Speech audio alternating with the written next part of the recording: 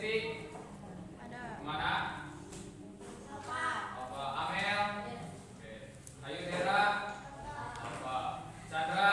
Oke. Cindy? Gilang? Laina? Laini?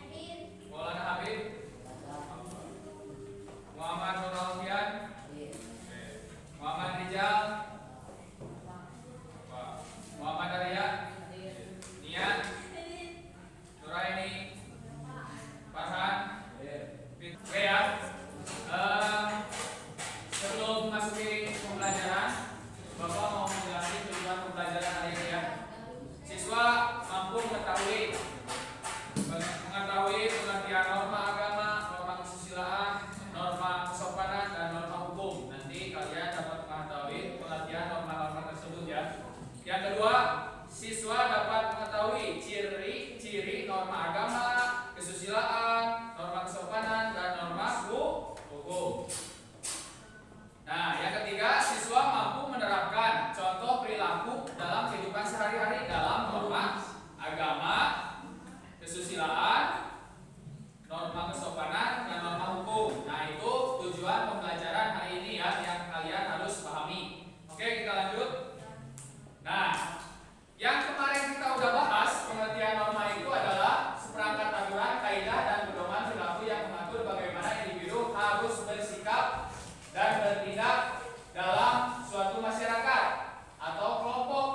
Norma bertujuan untuk menciptakan ketertiban, keteraturan, dan keselarasan dalam interaksi sosial, serta menjaga nilai-nilai yang dianut bersama. Sumber norma terdiri dari 4. Apa aja? Yang ke satu, norma agama. Yang kedua, yang ketiga, yang keempat, hukum. Nah, itu dalam sumber-sumber norma. Kita bahas satu-satu dalam sumber-sumber norma tersebut. Yang pertama yaitu norma agama. Norma agama. Apa itu norma agama? Norma agama adalah seperangkat aturan atau pedoman hidup yang diyakini berasal dari Tuhan Yang Maha Esa. Aturan-aturan ini mengatur hubungan manusia dengan Tuhan, nah, dan juga hubungan manusia dengan sesama manusia serta alam semesta. Norma agama bertujuan untuk membimbing umat manusia agar mencapai kebaikan di dunia dan kebahagiaan di akhirat. Nah, itu pengertian dalam norma agama. Adapun ciri-ciri dalam norma agama, yang ke satu, bersifat dogmatis. Yang kedua, bersifat universal, abadi.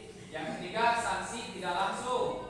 Yang keempat, mengatur batin dan lahiriah. Apa itu dogmatis? Bersifat dogmatis. Aturan dalam norma agama bersifat mutlak dan tidak bisa diubah atau ditawar oleh manusia. Nah, kalau norma agama itu mutlak ya. Terus yang kedua, bersifat abadi atau universal. Ajaran norma agama diyakini berlaku sepanjang masa dan untuk seluruh umat manusia, meskipun praktiknya bisa berbeda antar agama. Nah, ini abadi sifatnya ya. Sanksinya tidak langsung. Mengapa? Karena norma agama akan menghasilkan sanksi berupa dosa. Jadi kita kalau melanggar norma agama, kita berhadapan langsung dengan Tuhan yang kita percayai. Misalkan agama Islam, kita melanggar sholat 5 waktu, berarti itu udah termasuk dosa. Itu sanksi langsung. Yang keempat, mengatur batin dan lahiriah. Norma agama tidak hanya mengatur tindakan lahir, tetapi juga niat dan perilaku batinnya seseorang. Itu tentang ciri-ciri norma agama. Contohnya apa dalam norma agama? Satu aja contohnya, mau dijelasin.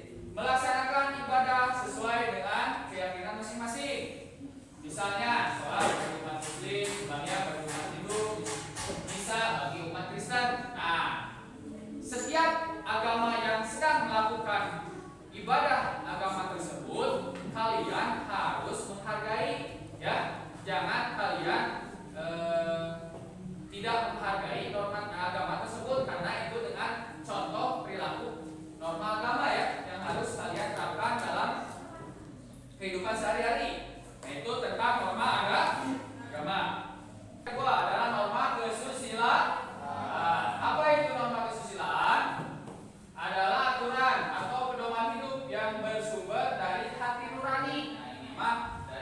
individu manusia.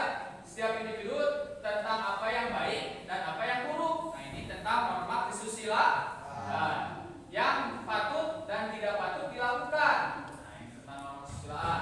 Norma ini bersifat internal dan mendorong seseorang untuk berperilaku jujur, adil, dan benar. Nah, ini tentang norma kesusilaan pengertiannya.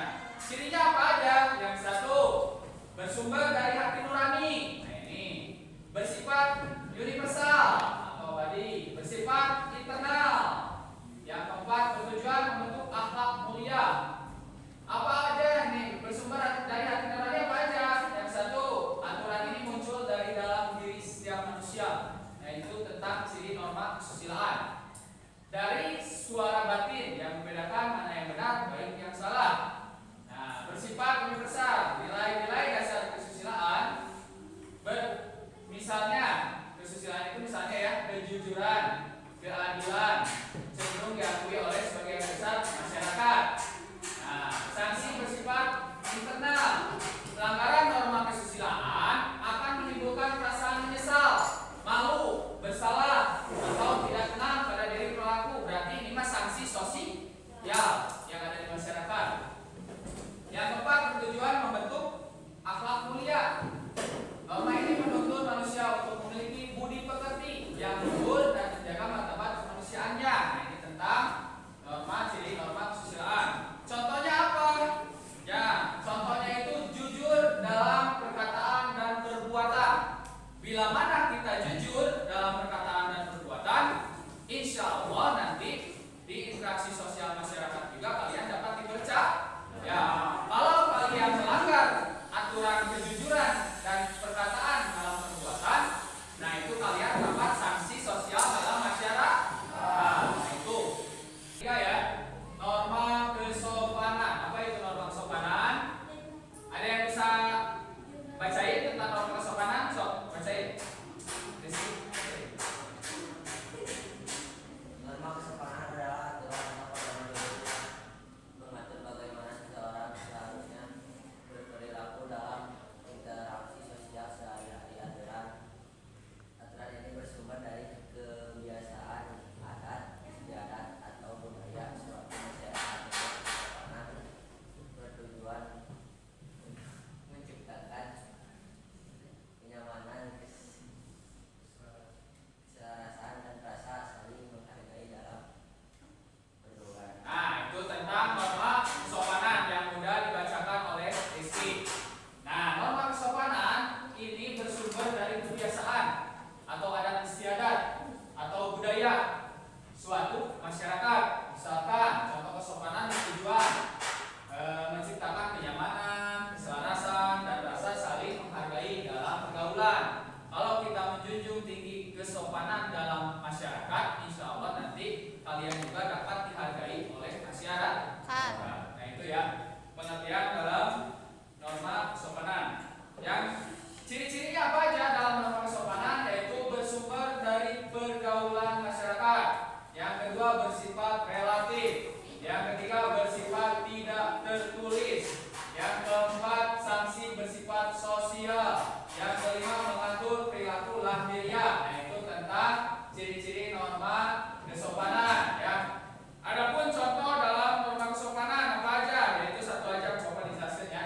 Menghormati orang yang lebih tua. Kalau misalkan kalian bertemu guru, terus guru ngaji, terus orang tua, terus tetangga yang udah sepuh, kalian harus hormat, sopan terhadap orang yang lebih tua. Minimal kalau misalkan kalian ketemu sama guru di luar atau enggak di sekolah di luar, misalkan kalian ketemu Pak Guru lagi bawa motor, kalian lagi jalan kaki, minimal kalau misalkan enggak sultanan, kalian harus ucapkan salam. Jadi itu juga disalam baik jadi sama guru tersebut. Jadi ada nilai karakter yang baik buat nilai plus nanti ya. Itu ya harus diterapkan dalam diri kalian masing-masing. Nah, itu dalam contoh norma kesopanan adalah sumber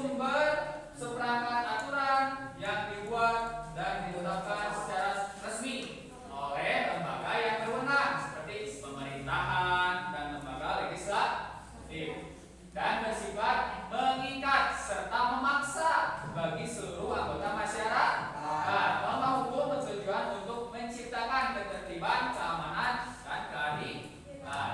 Apa itu norma hukum itu? Untuk menciptakan ketentraman di suatu lembaga pemerintahan agar kita tertib dalam bernegara dan berwarga negara, ya, harus tertib.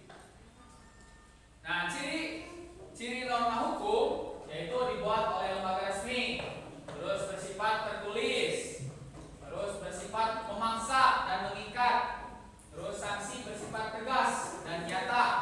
Yang kelima, berlaku umum. Yang terakhir, dapat diperjuangkan di pengadilan, yaitu tentang norma hukum. Nah, contoh norma hukum satu aja sama Bapak dijelasin ya. Nah, bagi setiap orang yang berkendara dan usianya udah umur 17 tahun wajib memiliki SIM berkendara. Jangan sampai kalian masih umur SMP tapi kalian membawa motor, itu berarti melanggar norma hukum. Nah, itu jangan ya. Jadi kalau misalkan kalian udah membawa motor, itu udah melanggar hukum, kecuali kalian sudah mempunyai SIM, terus umurnya udah 17 tahun, boleh mengendarai motor. Terus norma hukum apa aja? Banyak. Jangan melanggar peraturan lalu lintas. Kalau misalkan bawa motor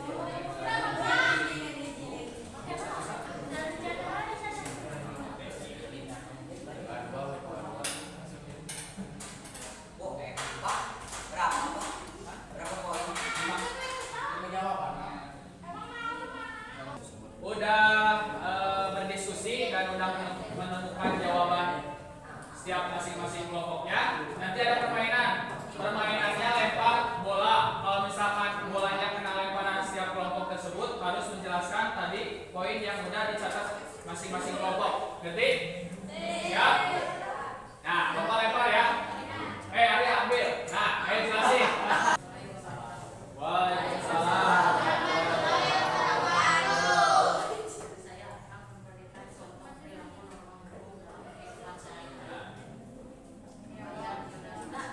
Nah, lanjut. Berdiri. Wajib memiliki SIM untuk setiap pengendara. Oke.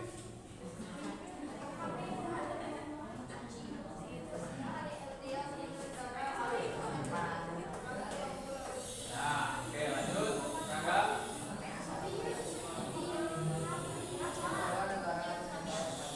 Nah, dah.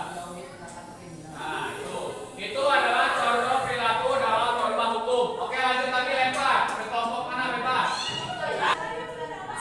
Waalaikumsalam warahmatullahi wabarakatuh.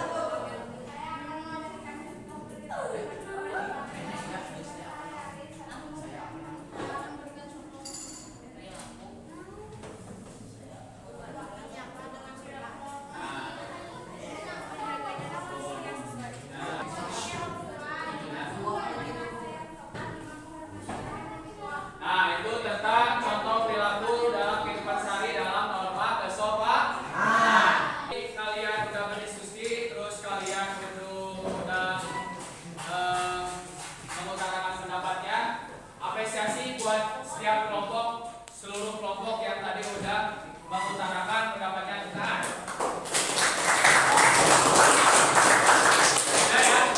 Untuk kesimpulan dalam materi yang tadi Bapak sampaikan ya, yang satu yaitu norma terdiri dari 4. Yang satu ada norma agama, kedua norma kesusila, yang ketiga norma kesopanan, yang keempat norma hukum. Nah, itu yang tadi norma agama adalah berlandaskan pada ajaran Tuhan, yaitu tentang norma agama. Kalau norma kesusilaan bersumber dari hati nurani manusia mendorong pada kebaikan dan menjauhi keburukan. Dan yang ketiga norma kesopanan berasal dari kebiasaan atau adat istiadat ya. Terus dalam masyarakat untuk mengatur